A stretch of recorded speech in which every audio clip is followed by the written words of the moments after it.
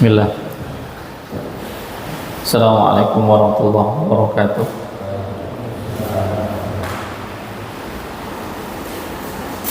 Innal hamdalillah nahmaduhu wa nasta'inuhu wa nastaghfiruh wa na'udzu billahi min shururi anfusina wa sayyiati a'malina. May yahdihillahu fala mudilla lahu wa may yudlil fala hadiya lahu. Asyhadu an la ilaha illallah wahdahu la syarika lah wa asyhadu anna Muhammadan abduhu wa rasuluh. Allahumma shalli ala Muhammad wa ala alihi wa ashabihi wa man tabi'ahum bi ihsanin ila yaumiddin. Ya ayyuhalladzina amanu taqullaha haqqa tuqatih wa la tamutunna illa wa antum muslimun. Ya ayyuhalladzina amanu taqullaha wa qulu qawlan sadida yuslih lakum a'malakum wa yaghfir lakum dhunubakum wa may yuti'illaha wa rasulahu faqad faza fawzan 'azima. Amma ba'du fa inna asdaqal hadithi kitabullah wa khairal hadi hadi Muhammadin sallallahu alaihi wasallam wa syarrul umur muhdatsatuha wa kullu muhdatsatin bid'ah wa kullu bid'atin dhalalah wa kullu dhalalatin finnar. Kaum muslimin, kaum muslimat yang dimuliakan oleh Allah, bersyukur kita kepada Allah Subhanahu wa taala atas segala karunia yang Allah Subhanahu wa taala berikan kepada kita semua, yang dengan karunia dari Allah Subhanahu wa taala sempurnalah segala kebaikan. Kebaikan yang kita bisa rasakan hari ini, kita bisa memanfaatkan waktu-waktu berharga ini antara maghrib ke isya, dan ini bagian dari ibadah. Dan kita menunggu sholat berikutnya dengan mempelajari ayat-ayat Al-Quran dan hadis-hadis Rasulullah SAW. Maka waktu yang kita habiskan ini bagian dari sholat yang malaikat senantiasa berselawat kepada orang-orang yang berada di tempat sholatnya. Dan semoga Allah Subhanahu wa taala jadikan waktu ini yang kita isi dengan mempelajari agama Allah Subhanahu wa taala ya menjadi catatan kebaikan kita ya pada hari kiamat kelak. Salawat dan salam semoga tercurah kepada Nabi kita Muhammad sallallahu alaihi wasallam, kepada istri-istri beliau, keluarga beliau, sahabat-sahabat beliau, dan kepada orang-orang yang senantiasa mengikuti jejak-jejak beliau dengan ihsan hingga akhir hayat kelak. Allahumma alimna bima yanfa'una wa anfa'na bima 'allamtana wa zidna ilma. Allahumma inna na'udzubika min ilmin la yanfa' wa min qalbin la yakhsha wa min nafsin la tashba' wa min da'watin la yustajabu laha. Kaum muslimin, kaum muslimat yang dimuliakan oleh Allah, berbicara tentang faedah Al-Quran yang membahas tentang kehidupan, tentunya menjadi suatu kewajiban bagi kita ketika kita mengembalikan segala sesuatunya kepada Al-Quran sebagai petunjuk bagi orang-orang yang bertakwa, sehingga orang-orang yang bertakwa kepada Allah Subhanahu wa taala tidak akan ragu menjadikan Al-Quran sebagai petunjuk dalam kehidupannya. Nah, sebaliknya orang-orang yang berpaling dari Al-Quran, meninggalkan Al-Quran, maka tidak ada petunjuk yang bisa dia dapatkan. Maka mau tidak mau, suka tidak suka, dia harus berserah diri kepada Allah dengan apa? Dengan mengikuti apa yang ada di dalam Al-Quran. Karena semua tatanan kehidupan sudah Allah Subhanahu wa taala ya sebutkan di dalam Al-Quran. Dari masalah-masalah ibadah kita, masalah-masalah muamalah kita, dan masalah-masalah yang lainnya, maka semuanya ada di dalam Al-Quran. Nah, oleh karenanya penting bagi kita mempelajari ya ayat-ayat Allah Subhanahu wa taala, terutama faedah-faedah di dalam kehidupan kita, faedah Qur'aniyah dalam kehidupan kita. Nah, satu yang dibahas di dalam Al-Quran, faedah di dalam Al-Quran itu berkaitan tentang tazkiyatun nafs, ya pensucian jiwa. Karena jiwa ini Allah Subhanahu wa taala sebutkan ada yang dia berusaha untuk mensucikannya, dan ada juga yang dia mengotorinya. Allah Subhanahu wa taala mengatakan di dalam surat Asy-Syams, di awal-awal ayat ini Allah Subhanahu wa taala bersumpah dengan makhluk-makhluknya. Allah Subhanahu wa taala mengatakan wasyamsi wadduhaha, demi matahari dan sinarnya pada pagi hari, wal qamari idza talaha, demi bulan apabila mengiringinya, wan nahari idza jallaha, demi siang apabila dia menampakkannya, wal laili idza yaghshaha, demi malam apabila menutupinya, was samai wa ma banaha, demi langit serta pembinaannya, wal ardi wa ma tahaha, demi bumi serta penghamparannya, wa nafsi wa ma sawwaha, demi jiwa serta penyempurnaannya. Di dalam ayat ini Allah Subhanahu wa taala menyebutkan ya makhluk-makhluknya. Ada matahari, kemudian ya ada bulan, kemudian ada langit, kemudian ada bumi, ya dan seterusnya. Nah, dan semua Allah Subhanahu wa taala ciptakan berpasang-pasangan. Karena yang esa, yang ganjil itu hanyalah Allah Subhanahu wa taala. Nah, kemudian ketika Allah Subhanahu wa taala berbicara tentang jiwa, wa nafsi wa masawwaha, demi jiwa serta penyempurnaan, Allah mengatakan fa'alhamaha fujuraha wa taqwaha, maka dia mengilhamkan kepadanya jalan kejahatan dan jalan kedakwaan. Ya, qad aflaha man zakkaha, maka beruntunglah orang yang telah mensucikan jiwanya, wa qad khaba man dassaha, dan sungguh merugilah orang-orang yang mengotori. Oleh karenanya ikhwan fillah hadani Allah wa iyyakum jami'an, satu di antara tazkiyatun nafs, pensucian jiwa adalah jujur terhadap diri sendiri. Kejujuran ya, dan kejujuran di sini adalah kejujuran terhadap diri kita sendiri. Dan ini di antara bentuk pensucian jiwa kita. Bagaimana kita bisa jujur terhadap diri kita? Ya, bagaimana kita bisa bersikap jujur, karena kejujuran ini merupakan poin yang sangat berharga. Lihat bagaimana Abu Bakar dengan predikat as-siddiqnya, karena dia jujur beriman kepada Rasulullah SAW. Tatkala orang-orang musyrikin Makkah, begitu juga dengan para sahabat. Ya, di antara para sahabat yang memang mendengarkan berita tentang peristiwa Isra Mi'rajnya Nabi SAW, yang mereka hampir tidak percaya dengan ucapan Nabi SAW. Nah, kalau orang-orang musyrikin jelas mereka tidak percaya peristiwa yang yang menjadikan mereka bisa menerima atau tidak. Bahkan orang-orang dari kalangan para sahabat, mereka hampir-hampir tidak menerima dengan berita yang disampaikan oleh Nabi SAW. Bagaimana mungkin perjalanan yang begitu cepat, ya di malam hari kemudian sampai ketika sudah pagi hari, dan mereka mengetahui bahwasanya tidak ada kendaraan yang paling cepat pada saat itu kecuali kuda yang mereka kendarai. Dan bagaimana mungkin ya perjalanan yang mereka tahu dari Mekah yang biasanya mereka ke Palestina yang membawa barang dagangan mereka, mustahil ini dalam waktu cepat bisa dilakukan. Sampai pada akhirnya mereka pun mendatangi Rasulullah, mendatangi Abu Bakar, lalu mengatakan, wahai Abu Bakar, temanmu mengatakan ini dan itu. Maka Abu Bakar mengatakan, kalau yang berbicara dia, ya kalau yang berbicara Muhammad, maka aku percaya. Ya, artinya aku membenarkannya, jujur. Seperti itu di ikhwan fillah hadani Allahu wa iyyakum jami'an. Jadi kejujuran ini bagian apa? Bagian dari pensucian jiwa. Terkadang kita tidak jujur terhadap diri kita sendiri.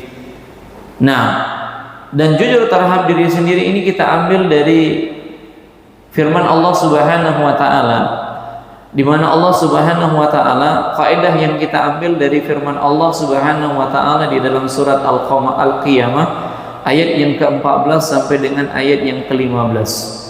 Allah Subhanahu wa taala mengatakan, balil insanu ala nafsihi basira walau alqa ma'adira. Bahkan manusia itu menjadi saksi atas dirinya sendiri.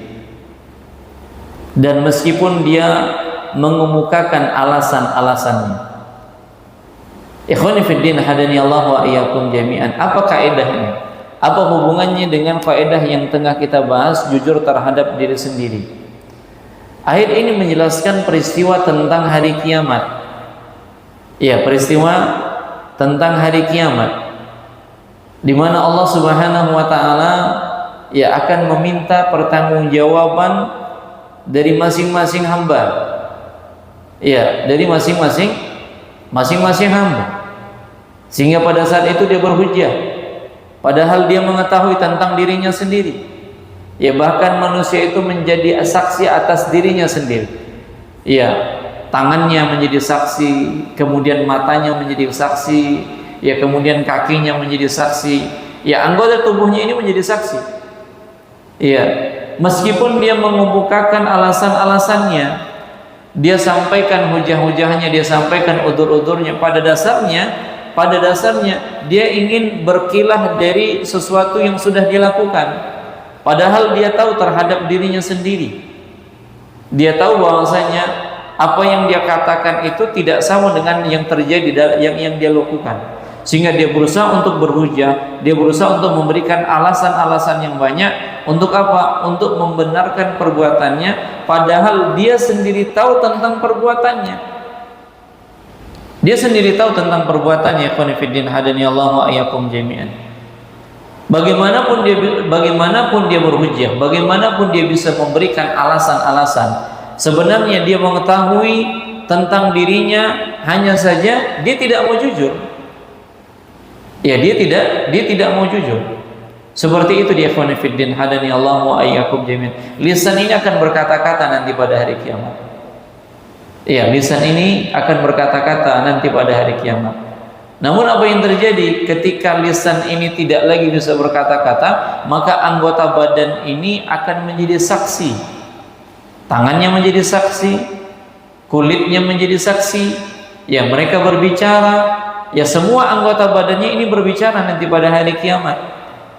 Meskipun dia menyampaikan alasan-alasannya dalam rangka apa? Dalam rangka membenarkan dirinya, pada dasarnya dia tahu ya tentang dirinya sendiri. Artinya apa? Apa yang dia ucapkannya itu pada dasarnya tidak benar, tapi dia berusaha untuk menyampaikan alasan-alasannya. Demikian ikhwani fiddin hadani Allahu wa iyyakum jami'an. Nah, oleh karenanya Nabi kita SAW pernah memberikan satu nasihat kepada seseorang yang datang kepadanya, yang dia minta nasihat.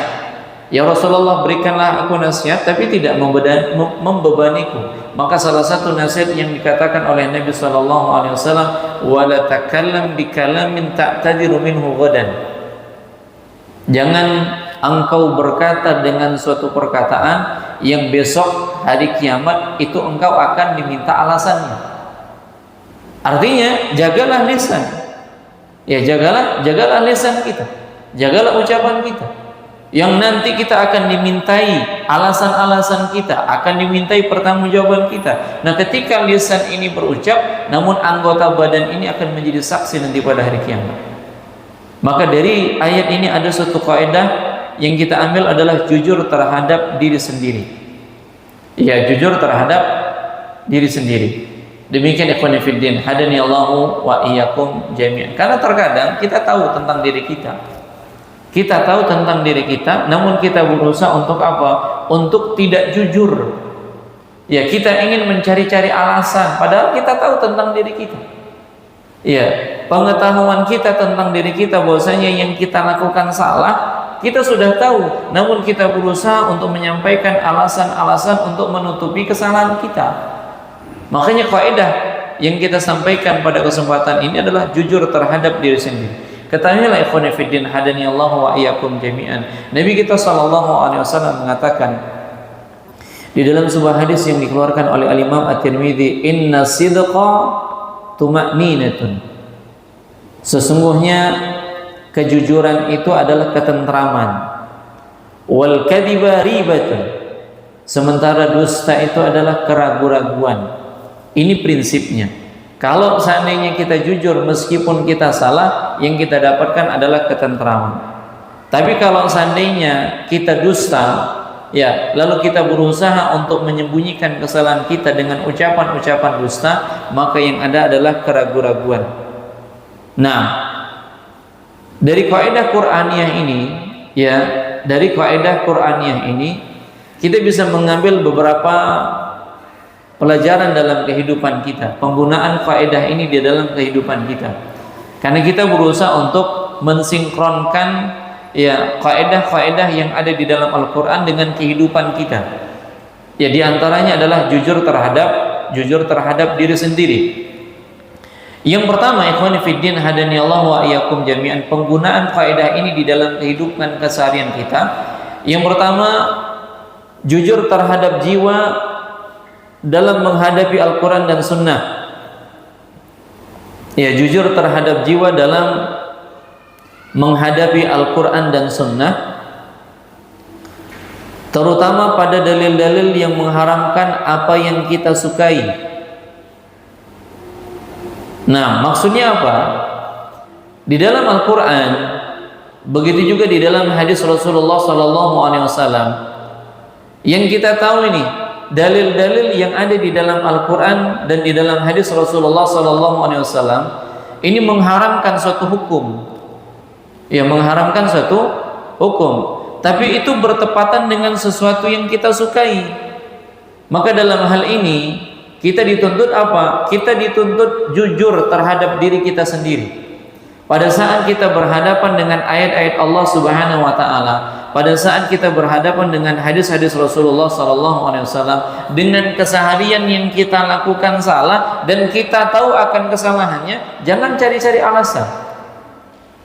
Ya, walau alqa ma'adzirah, meskipun dia menyampaikan alasan-alasan.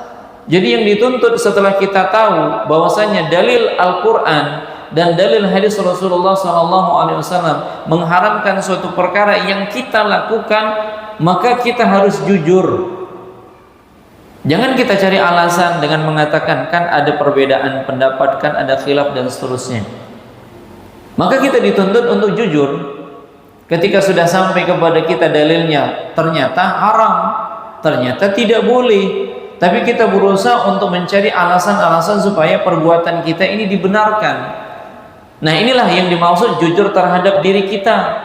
Untuk apa? Berhadapan dengan dalil-dalil yang Allah sampaikan di dalam Al-Quran dan yang disampaikan oleh Nabi SAW di dalam hadis Rasulullah SAW. Contohnya jamaah ini dimulakan oleh Allah. Jelas Allah Subhanahu wa taala menyebutkan di dalam Al-Qur'an, wa ahallallahu al-bai'a wa harrama riba. Allah telah menghalalkan jual beli dan mengharamkan riba. Jelas ini. Penjelasan tentang riba itu sudah datang kepada kita. Dan bentuk-bentuk riba di dalam praktek-praktek jual beli ini banyak. Contohnya ikhwani fiddin hadani Allah wa iyyakum jami'an, ya, pinjaman misalnya, hutang piutang. Ya, hutang piutang. Kita pengen dapat untung nih, ya, dari pemberian hutang kita kepada orang lain, dari orang yang butuhkan, ya, dari orang yang membutuhkan. Kemudian kita tidak pengen cuma-cuma. Kemudian pada akhirnya kita ambil jasa, yang namanya jasa ataupun apalah dia, yang kita sudah tahu, ya, yang kita sudah tahu, tapi kita berusaha untuk mencari-cari alasan supaya yang kita lakukan ini benar, nggak salah. Maka dalam kondisi seperti ini, jujurlah terhadap diri sendiri. Ya, jujurlah terhadap jiwanya bahwasanya perbuatannya itu salah ketika dia berhadapan dengan dalil-dalil dari Al-Quran maupun hadis Rasulullah SAW. Ini nggak boleh, tinggalkan. Jangan dia cari-cari alasan yang lain. Contohnya jamaah ini dimuliakan oleh Allah, jual beli kredit misal. Ya, jual beli kredit. Iya, baik taksid, jual beli kredit. Nah, jual beli kredit ini tidak ada masalah, walaupun memang ada perbedaan pendapat di kalangan para ulama. Nah, contohnya seorang yang beli sepeda motor dengan cara apa? Dengan cara kredit. Nah, pada dasarnya ini tidak mengapa. Tapi kalau ternyata di sana ada unsur ribanya, seperti apa? Seperti ketika dia terlambat kena penalti, bayarnya sekian. Ya, kemudian dengan alasan saya butuh, kemudian saya akan bayar tepat pada waktunya. Saya tahu bahwasanya riba itu boleh, tapi saya membutuhkannya. Kemudian saya berjanji akan bayar tepat waktunya. Nah, pada saat dia melakukan akad, artinya dia menyetujui praktek riba itu. Maka jujurlah terhadap diri sendiri. Ya, apalagi jamaah yang dimuliakan oleh Allah. Terkadang seseorang ingin menguasai sesuatu yang pada dasarnya dia tidak butuh, tapi tujuannya untuk apa? Untuk hanya sebatas gaya saja. Dia sudah punya sepeda motor misalnya, dia sudah punya mobil misalnya, tapi dia pengen gaya, pada akhirnya apa? Dia lakukan praktek riba dengan alasan ini dan itu. Ya, demikian ikhwan fillah hadani Allahu wa iyyakum jami'an. Maka jujurlah dia pada dirinya sendiri ketika dia sudah tahu bahwasanya ini sesuatu yang diharamkan, tinggalkan. Jangan dia pertahankan. Jangan dia mencari cara-cara yang lain, alasan-alasan yang lain. Inilah yang Allah mengatakan walau alqa ma'adhira. Bahkan manusia meskipun dia mengemukakan alasan-alasan, dia sudah tahu nih bahwasanya itu haram, tapi dia akan mempertahankan bahwasanya ini boleh dilakukan dengan syarat ini dan itu. Itu kan anggapan dia. Ya, itu kan anggapan dia. Ini contoh ikhwan fillah dalam kehidupan kita. Ya, dalam kehidupan kita. Bahkan ada sebagian orang yang nggak paham masalah praktek ini. Ya, masalah praktek ini. Yang penting kan kita bayar, kan kita nggak mencuri. Ya kan kita tidak mencuri. Dia tidak tahu konsep riba itu bagaimana. Lalu ketika sudah disampaikan konsep riba itu bagaimana, dijelaskan segala macam dan dia sudah paham, maka dia mencari-cari alasan untuk pembenaran perbuatannya. Maka di sini kaidahnya apa? Jujur terhadap dirinya sendiri. Ya, pada dasarnya hatinya tidak terima. Kenapa? Dia dusta.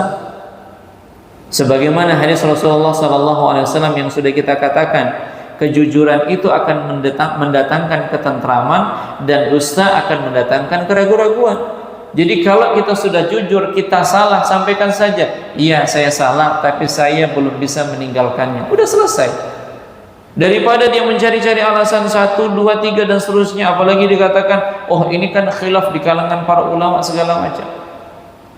Demikian jemaah yang dimuliakan oleh Allah. Dirinya tahu bahwasanya dia salah, tapi dia berusaha untuk apa? Mempertahankan kesalahannya dengan hujah-hujahnya. Lebih baik yang dikatakan benar, pendapat itu benar, tapi saya belum bisa meninggalkannya. Sudah selesai. Tinggal dia berdoa kepada Allah Subhanahu wa taala agar dia diberikan taufik, agar dia diberikan hidayah untuk bisa meninggalkannya. Sudah selesai. Jangan dia buat alasan-alasan yang lain. Ini contohnya jemaah yang dimuliakan oleh Allah. Contoh yang lain yang terjadi di tengah-tengah masyarakat kita ketika ada kematian, kemudian ada harta yang ditinggalkan. Ya, ada harta yang ditinggalkan. Biasanya dalam pembagian warisan itu cenderung pengen bagi rata. Padahal di dalam dalil itu sudah jelaskan, lidzakari mithlul hazzil al-unsayain. Laki-laki mendapatkan 2 bagian daripada perempuan. Dengan alasan dia sudah tahu nih bahwasanya secara hukum Islam, secara hukum syar'inya, faraidnya laki-laki dapat 2 bagian daripada perempuan. Namun dia sampaikan alasan, kalau nanti kita bagi sesuai dengan hukum faraid, nanti kita akan putus silaturahmi. Karena apa? Karena dia mendapatkan 2 bagian menjadikan yang lainnya cemburu. Ini dengan segala macam alasan. Atau dengan kata lain, ya kamu memang pengen menguasainya, makanya kamu pengen bagi secara hukum faraid. Padahal sudah jelas nih. Nah, terkadang yang pengen bagi rata ini siapa? Biasanya yang pengen bagi rata ini perempuan. Kenapa? Karena perempuan bagiannya 1, laki-laki bagiannya 2. Kalau bagi rata kan 1/2. Seperti itu. Dia sampaikan alasannya begini dan begitu. Dia tahu bahwasanya bagian dia itu cuma 1. Tapi gimana caranya supaya bisa mendapatkan rata sama? Ya, rata sama. Nah, jadi dia pertahankan alasan-alasannya, kalau tidak jangan dibagi harta warisan. Nah, sebenarnya kan sudah ada solusi. Ya, bagikan aja sesuai dengan hukum waris. Setelah itu, ya kembalikan kepada yang laki-laki. Apakah dia ingin memberikan kepada saudari perempuannya, kakaknya, adiknya, itu kembali kepada dia. Tapi dibagikan dulu sesuai dengan ketentuan syariat Allah Subhanahu wa taala. Jangan kita cari-cari alasan untuk pembenaran kita. Tinggal sampaikan saja memang benar faraidnya satu laki-laki, satu perempuan, dua laki-laki. Tapi kami membutuhkan, ya kami membutuhkan, ya suami-suami kami ini kurang mapan, kami membutuhkan untuk membantu. Kan tinggal enak. Ya, tinggal dia sampaikan alasannya kenapa. Jangan dia mempertahankan alasan-alasan yang tidak benar, yang dia sudah tahu ya hukum yang berkaitan tentang warisan. Nah, demikian. Maka jujur terhadap diri sendiri ketika berhadapan dengan apa? Dengan dalil-dalil Al-Quran dan Sunnah Rasulullah SAW. Contoh yang lain, ikhwani fiddin, hadani Allah wa iyyakum jami'an. Contoh bagi orang yang mohon maaf belum bisa meninggalkan rokok misalnya. Ya, dia berhujjah, oh kan ini khilaf di kalangan para ulama. Ulama mana yang khilaf? Ya, ulama mana ya yang khilaf? Kalau ulamanya di tempat kita iya khilaf. Ya, tapi ini jelas ini memudaratkan. Ya, ini memudaratkan. Dan di dalam Al-Qur'an disebutkan tidak boleh membunuh jiwa yang diharamkan oleh Allah Subhanahu wa taala. Berapa banyak orang-orang yang merokok pada akhirnya meninggal dunia, memudaratkan orang lain dan seterusnya. Ya, sampaikan saja, jangan dia berkilah dengan pendapat-pendapat yang lain. Jujur pada dirinya sendiri. Segala sesuatu yang memudaratkan di dalam Islam itu memang dilarang. Hanya saja karena dia bilang belum bisa meninggalkannya, sampaikan, iya ini tidak boleh, tapi saya belum meninggalkannya. Selesai.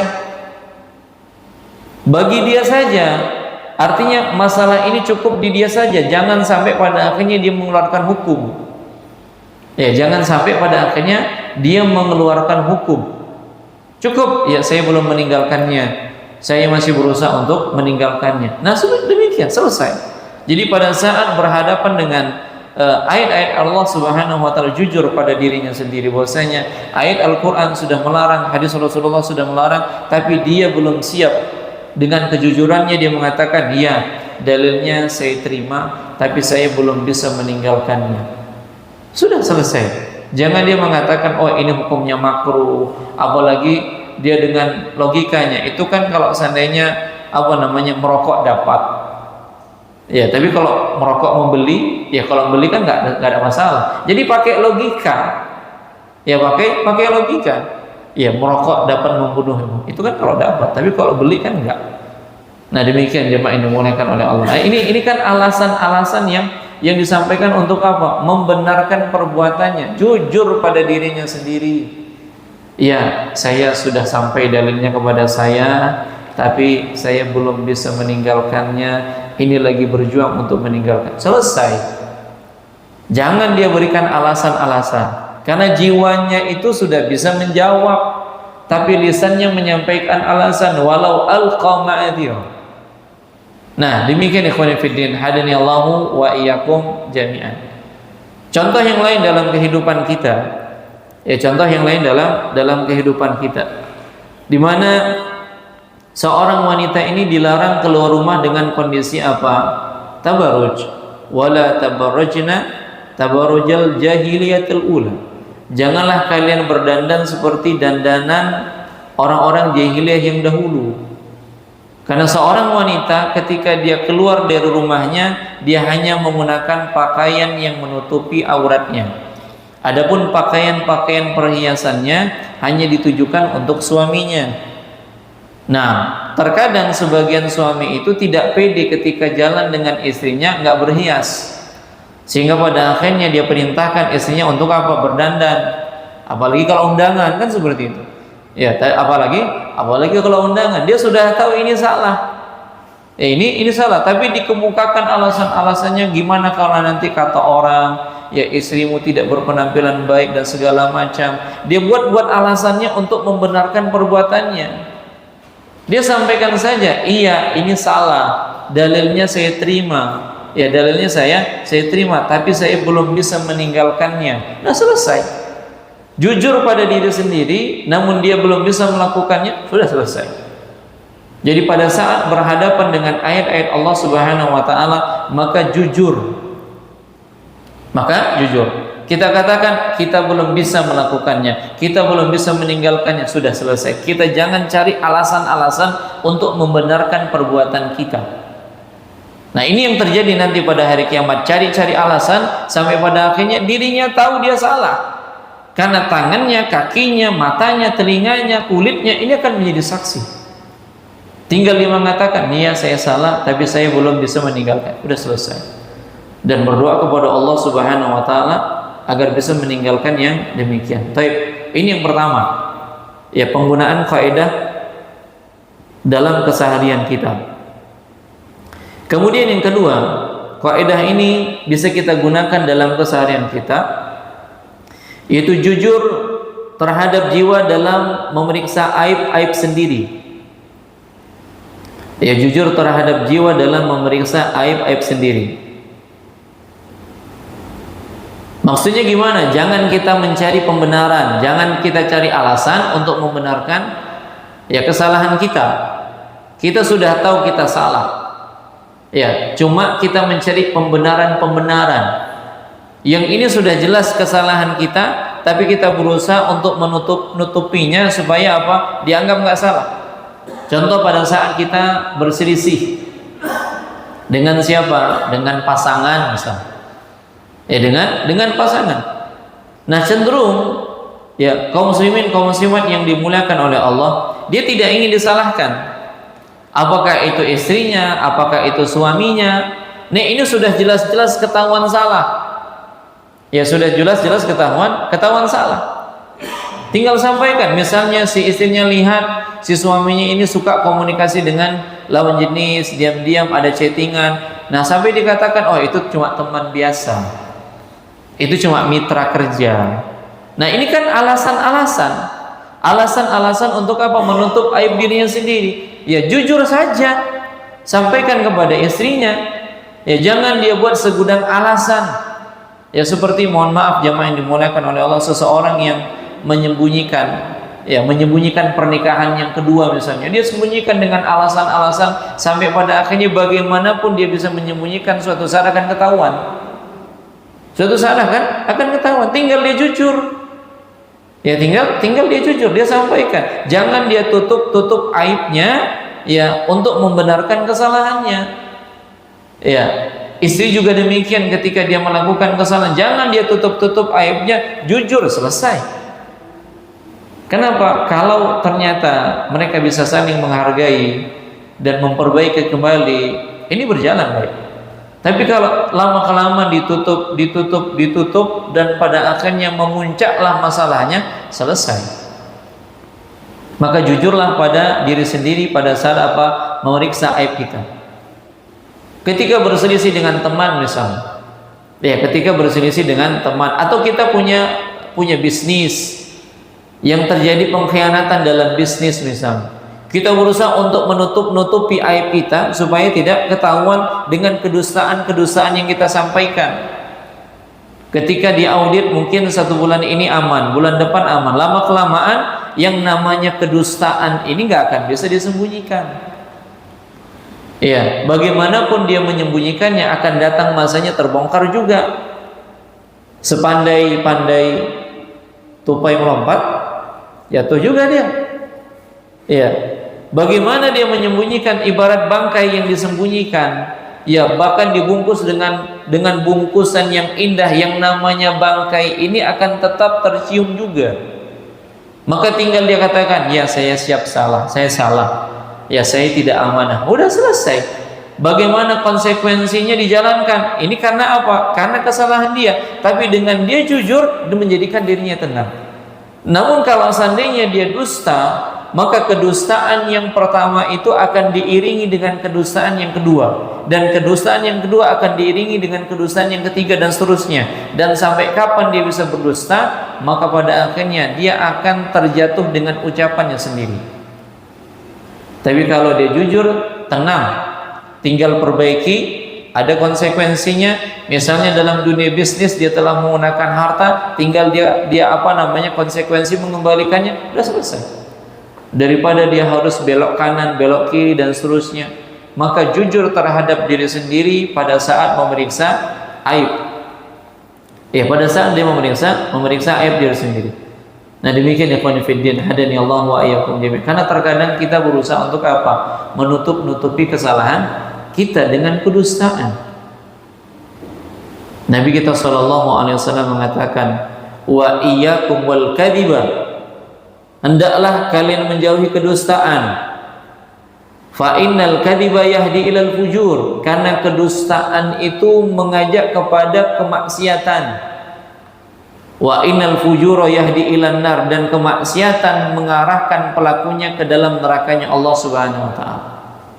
Tinggal kita jujur, kita sampaikan kita salah, lalu kita berjanji untuk memperbaikinya, selesai.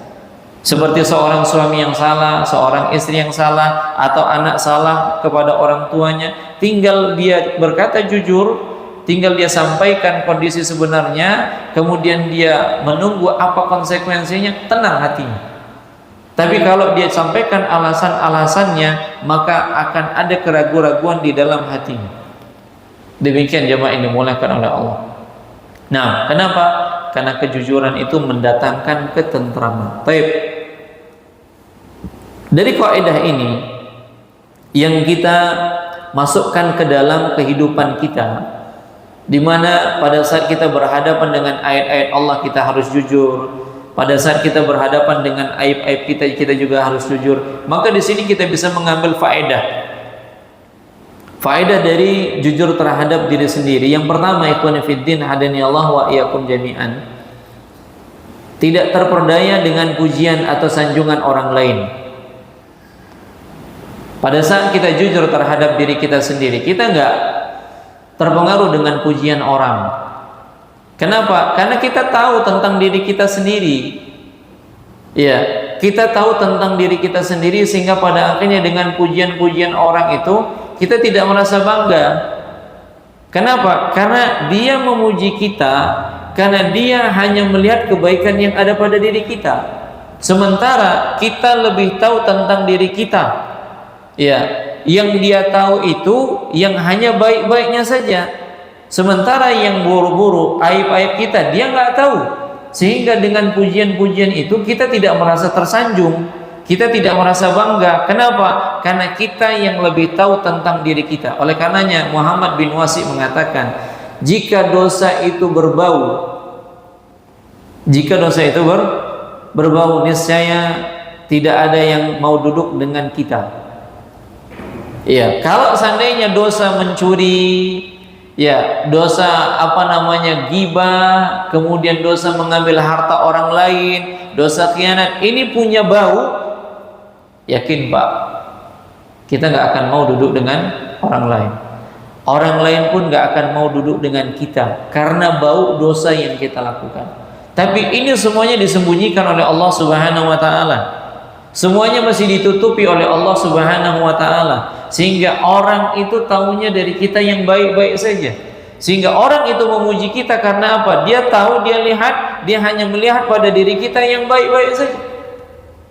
Oleh karenanya, ikhwan fillah, hadani Allah wa iyyakum jami'an, pada saat kita dipuji orang, pada saat kita dipuji orang, jangan bangga. Ya. Jadi orang mengatakan, Masya Allah Bapak, hebat kali Bapaknya. Iya, memang saya gitu, hebat saya. Ya, merasa bangga dia. Ya, merasa bangga. Kalau bukan saya yang melakukannya, siapa? Nggak akan bisa, nggak akan jalan. Tapi coba lihat Umar bin Khattab, kalau seandainya ada yang memujinya, kira-kira dia baik? Dilempar pakai pasir. Kenapa? Karena pujian itu tidak layak ditujukan kepada makhluk. Oleh karenanya satu doa yang diajarkan oleh Nabi kita SAW, pada saat kita dipuji di hadapan kita, orang memuji kita karena dia tidak tahu tentang aib-aib kita, sampai pada akhirnya dia memuji kita, apa doa yang kita ucapkan? Allahumma la tu'akhidni bima yaqulun. Ya Allah, janganlah engkau hukum aku dengan apa yang dia katakan. Artinya dengan pujiannya itu jangan engkau hukum aku. Waghfirli mimma la ya'lamun, dan ampunkanlah apa-apa yang dia tidak ketahui dari diriku. Waj'alli khairan mimma yadhunnun, dan jadikanlah aku lebih baik dari apa yang dia persangkakan. Orang memuji kita karena dia menyangka kita adalah orang baik.